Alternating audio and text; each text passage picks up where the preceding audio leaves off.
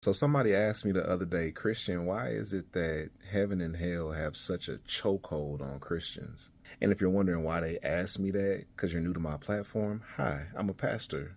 But it made me think when they asked the question about what I do as a content creator. See, in the first 3 to 5 seconds of each video, my job is to create tension. And I create that tension with the hopes that you'll want to see how I'm going to resolve the tension by the end of the video. That's the goal of pretty much any content creator. Create tension at the beginning of the video and then resolve that tension by the end of the video. So if you move away from the content creation analogy and just think about human life, our life cycle creates natural tension. It is a universal age-old question.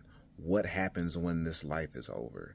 That is a tension that humanity has dealt with since humanity's existence.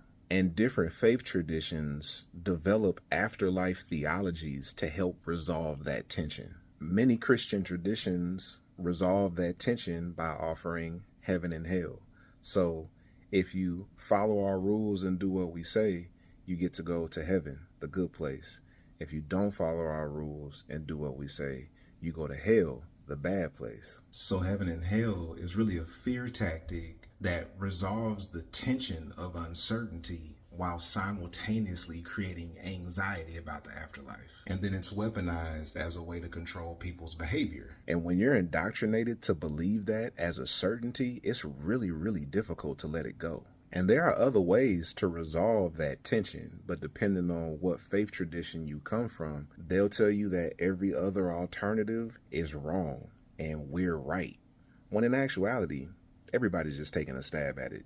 Nobody really knows. But it's the not knowing that creates the tension. So people latch on to the thing that gives them a sense that they know something for sure. Even if it strikes fear and causes anxiety, as long as they feel certain. And many faith traditions have used the book of Revelation to drive this idea home, this heaven and hell theology. So this Friday on the podcast, we're going to record a live episode called Deconstructing Revelation. Type Disrupt in the comments if you want to subscribe to be in the live virtual audience, and I'll send you the information to our Patreon.